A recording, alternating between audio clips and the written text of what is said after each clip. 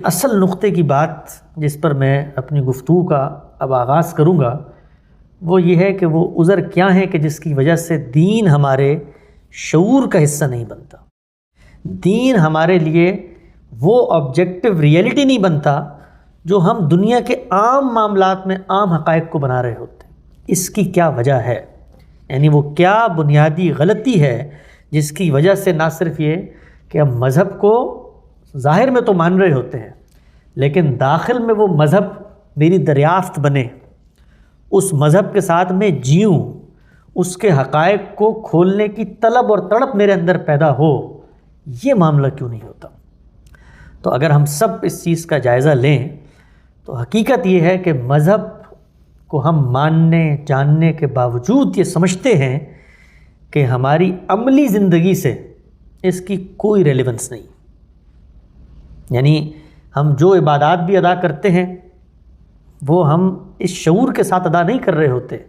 کہ یہ کسی بڑی اسکیم کا ایک حصہ ہے کہ جس میں عبادت بھی آپ نے ادا کرنی ہے تو عبودیت کا کوئی تعلق پیدا ہو جائے گا۔ ہم عید کی نماز بھی پڑھتے ہیں، ہم رمضان کے روزے بھی رکھتے ہیں، ہم زکوٰۃ اور خیرات بھی کرتے ہیں،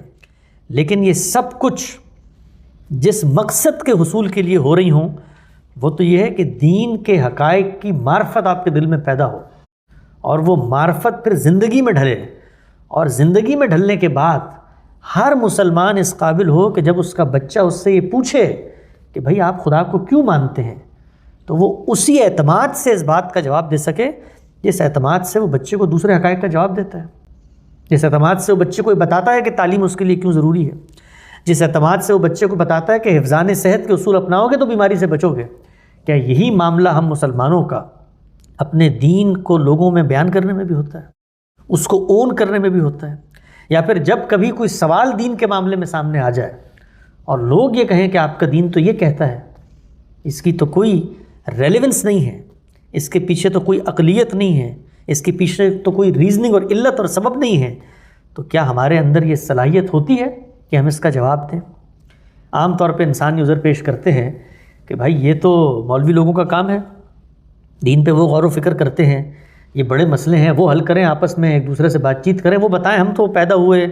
روزگار کے مراحل ہیں اور مشقتیں ہیں اور ہجرتیں ہیں اور اس کے بعد تمام معاملات ہیں۔ قرآن مجید نے اس کا جواب دیا ہے اور اللہ تعالیٰ نے فرمایا ہے کہ تم لوگ قیامت میں جئتمون فرادا، ہر ایک میرے پاس اکیلا اکیلا آئے گا اور میں سب سے فردن فردن یہ سوال کروں گا کہ دنیا کی زندگی کے حقائق کو تم نے کیسے پرسیو کیا؟ تو ہمارا یہ عذر بھی اللہ کے یہاں قبول نہیں ہوگا کہ جی یہ دین کے اندر اختصاص تو مولوی علماء لوگ کر کے بیٹھے ہوئے تھے، یہ تو ان کے سوچنے سمجھنے کے مسائل تھے، اس لیے کہ مرنا تو میں نے ہے، میں نے مرنا ہے، میں نے اکیلا اپنی قبر میں جانا ہے، میں نے خدا کے حضور میں پیش ہونا ہے اور میں نے ان سوالوں کا جواب دینا ہے کہ میرا اللہ کے دین سے اور اللہ کی کتاب سے وہ تعلق کیوں پیدا نہیں ہوا، اور اللہ کے ہاں میرے ظاہر پہ معاملہ نہیں ہوگا، میرے باطن پہ معاملہ ہوگا۔ دنیا میں میری کوئی بھی شناخت ہو، اللہ کے ہاں میں انڈیپینڈنٹ کیس اسٹڈی کے طور پہ جاؤں گا اور ایشو بیسڈ میرا محاسبہ ہوگا، اس سب میں اگر میں کامیاب ہوں گا تو اللہ کے ہاں میری پذیرائی ہوگی ورنہ میں ابدی جہنم کا مستحق ہو جاؤں گا۔ تو اتنے اہم مسائل، اتنی اہم چیزیں جو ہیں ان کو ہم کیوں نظر انداز کرتے ہیں؟ اب اس پر تھوڑا سا غور کرتے ہیں۔ ان تمام حقائق کو جب ہم سنتے ہیں، جانتے ہیں، مانتے ہیں تو ہمارے سامنے جب مذہب بیان کیا جاتا ہے تو ہمارا دل یہ کہتا ہے کہ بڑی اچھی بات ہوگی، نیکی کی بات ہوگی، تسلیم کر لیتے ہیں، سوال نہیں کرتے، لیکن سمجھ میں نہیں آتی۔ سب سے پہلی چیز جو مذہب کے باب میں ہمیں بتائی جاتی ہے وہ یہ ہے کہ خدا ایک ایسی حقیقت ہے کہ جس کا تم کوئی شعور، کوئی تصور، کوئی دریافت اپنی زندگی میں نہیں کر سکتے۔ یہ غیب کی باتیں ہیں، یہ ایسی باتیں ہیں کہ جن پر سوال نہیں ہوتا، یہ ایسی باتیں ہیں کہ جنہیں بس مانا جاتا ہے۔ تو اگر میرے پورے کے پورے دینی فکر کی بنیاد خدا پر ایمان ہے اور اس کا آغاز ایسے ہو کہ مجھے بتایا جائے کہ دنیا کے اندر علم اور عقل کے جو مسلمات ہیں ان سے میں یہ میز تو ثابت کر سکتا ہوں، یہ سورج تو ثابت کر سکتا ہوں، یہ حقیقت تو ثابت کر سکتا ہوں لیکن خدا کو ثابت نہیں کر سکتا۔ خدا جو ہے وہ ایمان بالغیب کا نام ہے، خدا اس چیز کا نام ہے کہ بس آپ نے مان لینا ہے، سوال نہیں کر سکتے۔ تو آپ مجھے بتائیے کہ میں اور آپ تو چلیں بر صغیر میں پیدا ہوئے، 200 سال استخلاص وطن کی تحریکیں تھیں، اس سے پہلے بادشاہت اور ملوکیتیں تھیں، سوال نہیں اٹھا سکتے تھے۔ لیکن اس جدید دور کے اندر جب آپ کے بچے اس گلوبل میٹروپولیٹن سوسائٹی میں رہتے ہیں، وہاں پر کیا آپ ان کو یہ کہہ کر مطمئن کر سکتے ہیں کہ خدا ایک ایسے تصور کا نام ہے جو صرف تم نے مان لینا ہے؟ یعنی خدا کے مطالبات تو بہت بات کی بات ہیں آگے کی، خود تصور خدا کیا ہے، میں اگر اس کو مانتا ہوں کہ وہ کائنات کا پالنہار ہے، وہ پروردگار عالم ہے، وہ جہانوں کا رب ہے، تو کس اصول پہ مانتا ہوں؟ کیا میرے پاس اس کے شواہد اور ثبوت ہیں کہ میں اس کو مانتا ہوں اور میں آگے دنیا کو بتا سکتا ہوں کہ خدا موجود ہے؟ کیا یہ کوئی میتھولوجی ہے؟ یہ کوئی پرانا قصہ اور کہانی ہے؟ یہ کیا کوئی مت ہے؟ نہیں، قرآن مجید یہ کہتا ہے کہ یہ تمہاری زندگی کی ایسی حقیقت ہے کہ جس کو تم نے ماننا ہے، لیکن ہم نہیں مانتے، حقیقت میں خدا کے وجود کو اس طرح تسلیم نہیں کرتے، اس لیے کہ سمجھ میں نہیں آتا۔ یہ پہلا عذر ہے ہماری اس بدقسمتی کا۔ دوسرا عذر کیا ہے کہ خدا کے جو مطالبات ہمارے سامنے آتے ہیں، ان مطالبات کے پیچھے کیا ریزن کار فرما ہے؟ میں دنیا میں ہر قدم کسی مقصد اور سبب کے باعث اٹھاتا ہوں۔ میں سڑک کے اوپر اگر اپنی سواری کی رفتار کم کر کے بریک لگاتا ہوں تو وہ بھی میرا ایک شعوری فیصلہ ہوتا ہے، اس لیے کہ مجھے پتہ ہے کہ یہاں پر اشارے کی جو بتی ہے وہ سرخ ہے اور دوسری طرف کچھ اور ہوئی ہوگی تو وہاں سے گاڑی ٹکرا سکتی ہے، آ کے مجھے رکنا ہے۔ زندگی کے چھوٹے چھوٹے معاملات میں فیصلے عقل اور شعور کی بنیاد پہ کرتا ہوں، لیکن میرا پروردگار قیامت تک کی ہدایت مجھے دیتا ہے، اور ان ہدایات کے پیچھے کیا ریزن کار فرما ہے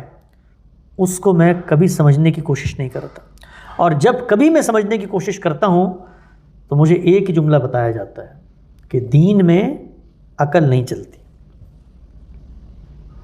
یعنی ہم نے کبھی اس جملے پر غور نہیں کیا کہ ہم کیا کہہ رہے ہوتے ہیں، دین میں عقل نہیں چلتی۔ کیا مطلب ہے اس بات کا؟ اس بات کا مطلب یہ ہے کہ دنیا کی ہر حقیقت آپ عقل، اور یہ عقل جو ہے ہمارے ہاں منفی مفہوم میں استعمال ہوتی ہے، یہ خدا کی سب سے بڑی رحمت ہے جو انسان کو انسان بناتی ہے، انسان کا عقلی وجود ہی ہے جو اس کو جانوروں سے ممتاز کرتا ہے۔ اور ہمارے ہاں بنیاد کیا ہوتی ہے جب کسی شریعت کے حکم پر آپ سوال اٹھائیں؟ دین میں عقل نہیں چلتی۔ گویا ہم یہ پیغام دیتے ہیں، شعوری پیغام دیتے ہیں کہ مذہب آنکھیں بند کر کے مان لینے کی چیز ہے۔ اللہ کے احکامات کی حکمت، اس کی غرض و غایت، اس کی معنویت، اس کا مقصد، اس کے نتائج، یہ سب کیا ہوتے ہیں؟ یہی وجہ ہے کہ ہمارے ہاں مسلمانوں میں یہ مطالبہ کیا جاتا ہے کہ شرعی نظام نافذ کریں آپ، لیکن مسلمان عوام کبھی بھی شعور کے ساتھ اس نعرے کا ساتھ نہیں دیتی۔ ہونا تو یہ چاہیے، ہم سب مسلمان ہیں، کوئی شخص اٹھے اور کہے شرعی نظام آنا چاہیے، شریعت نافذ ہونی چاہیے، تو ہم کیا کہتے ہیں؟ ہم کہتے ہیں بھائی یہ کچھ مذہبی جماعتیں ہیں، ان کا نعرہ ہے، جبکہ اللہ قرآن مجید میں کہتا ہے کہ جس نے اللہ کی شریعت کو اپنی زندگیوں میں اپنے اوپر نافذ نہیں کیا تو وہ تو اللہ کی نظر میں کافر ہو کے مرتا ہے، فاسق ہو کے مرتا ہے، فاجر ہو کے مرتا ہے۔ فَأُولَٰئِکَ هُمُ الْفَاسِقُونَ فَأُولَٰئِکَ هُمُ الْكَافِرُونَ۔ کیا وجہ ہے؟ شریعت کی وہ تکریم ہمارے دل میں کیوں نہیں پیدا ہوتی جو اسٹیٹ لاس کی ہوتی ہے، جو انشورنس کے لاس کی ہوتی ہے، جو ٹیکسیشن کے لاس کی ہوتی ہے، جو امیگریشن کے لاس کی ہوتی ہے؟ اس لیے کہ وہ سب کے سب اپنا ایک ریزن اور ریشنلٹی رکھتے ہیں۔ تو یہ دوسرا سبب ہے کہ جس وجہ سے ہم مذہب کے ساتھ اپنا شعوری تعلق نہیں پیدا کر سکتے۔ ایک تیسری اور سب سے اہم بات، وہ بات یہ ہے کہ پورا کا پورا مذہب جو مجھ سے مطالبات سامنے رکھتا ہے، وہ مطالبات میری فطرت تسلیم نہیں کرتی۔ مثلا میں بطور انسان دنیا کا جائزہ لیتا ہوں تو مجھے جس طریقے سے شاعری پسند آتی ہے، مجھے جس طریقے سے کائنات کی خوبصورتی پسند آتی ہے، اسی طریقے سے مجھے اچھی آوازیں پسند آتی ہیں، اسی طریقے سے مجھے موسیقی پسند آتی ہے، اسی طریقے سے مجھے باقی فنون لطیفہ پسند آتے ہیں۔ تو میری فطرت کے اندر جو حصے جمالیات، اسٹیٹک سینس رکھی ہوئی ہے، مذہب کی شریعت کے جو مطالبات میرے سامنے آتے ہیں وہ ان کو توڑتے ہیں، وہ ان کے آگے روک لگاتے ہیں۔ میری فطرت لڑ رہی ہوتی ہے ان سے۔ روز ہم سنتے ہیں کہ اسلام میں موسیقی حرام ہے، اسلام میں تصویر کھینچنا حرام ہے، لیکن کیا ہم شعوری طور پہ اس کو مانتے ہیں؟ نہیں مانتے۔ ہم موسیقی سنتے ہیں، ہر ایک سنتا ہے۔ کسی نے پچھلے دنوں غامدی صاحب پہ تنقید کی کہ پہلے لوگ یہ سارے گناہ اس گلڈ کے ساتھ کرتے تھے کہ یہ گناہ ہے، لیکن غامدی صاحب نے آ کر ان کی اورینٹیشن کو تبدیل کر دیا تو وہ گلڈ بھی ختم ہو گئی۔ تو میں نے اس کے جواب میں کہا کہ ایسا نہیں ہے، یہ سارے گناہ انسان کرتے تھے اور ان کو تب بھی حرام سمجھتے تھے، اس سے گلٹ نہیں، منافقت کا رویہ پیدا ہوتا ہے۔ تو ہم لوگ اپنی زندگیوں میں یہ تمام چیزیں جو ہماری انٹرٹینمنٹ کی ہیں، ہمارے تسکین طبع کی ہیں، ان کو عملاً جائز سمجھتے ہیں، استعمال کرتے ہیں، تصویریں ہم کھینچتے ہیں، لیکن ہمیں پتہ ہے کہ ہمارا دین جو ہمیں بتا رہا ہے اس کے نزدیک یہ حرام ہے۔ تو یہ وہ وجوہات ہیں جن کی بنیاد پر مذہب سے ہمارا شعوری تعلق نہیں پیدا ہوتا۔